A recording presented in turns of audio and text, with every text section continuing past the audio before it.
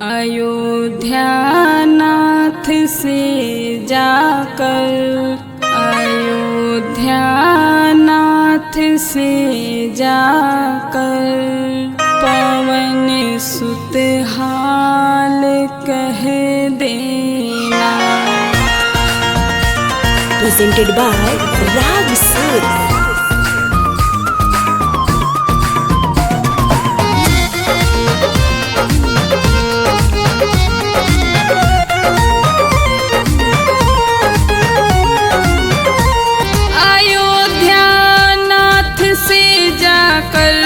पवन सुत हाल कह देना, तुम्हारी लाडली सीता, तुम्हारी लाडली सीता हुई बेहाल कह देना, तुम्हारी लाडली सीता हुई बेहाल कह देना।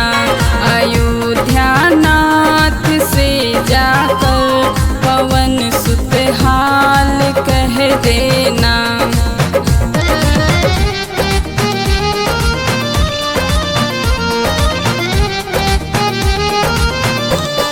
Music by Gaurav Roshan।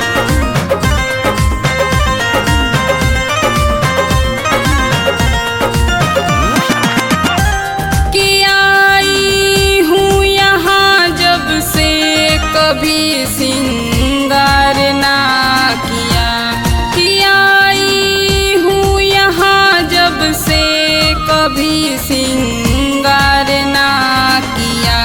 न बांधा फूलों का गजरा, न बांधा फूलों का गजरा, खुले हैं बाल कह देना।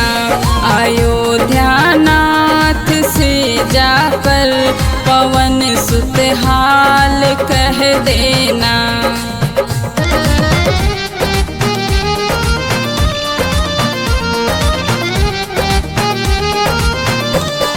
Music by Gaurav Roshan।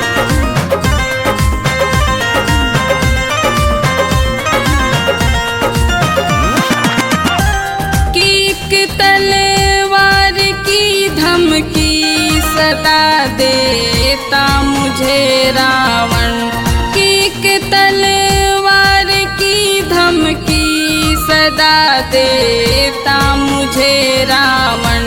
कि उस तलवार के टुकड़े, कि उस तलवार के टुकड़े करे तत्काल कह देना। अयोध्या नाथ से जाकर पवन सुत हाल कह देना।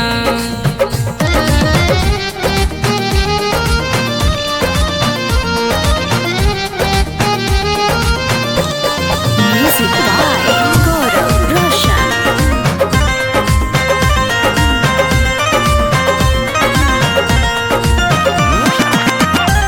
मेरी चूड़ामणि लेकर प्रभु चरणों में रख देना, मेरी चूड़ामणि लेकर प्रभु चरणों में रख देना।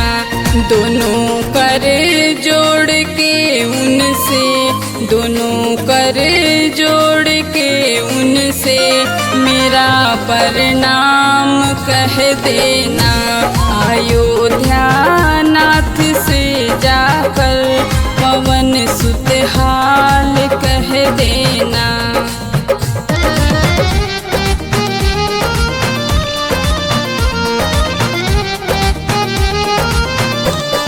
Music by Gaurav Roshan।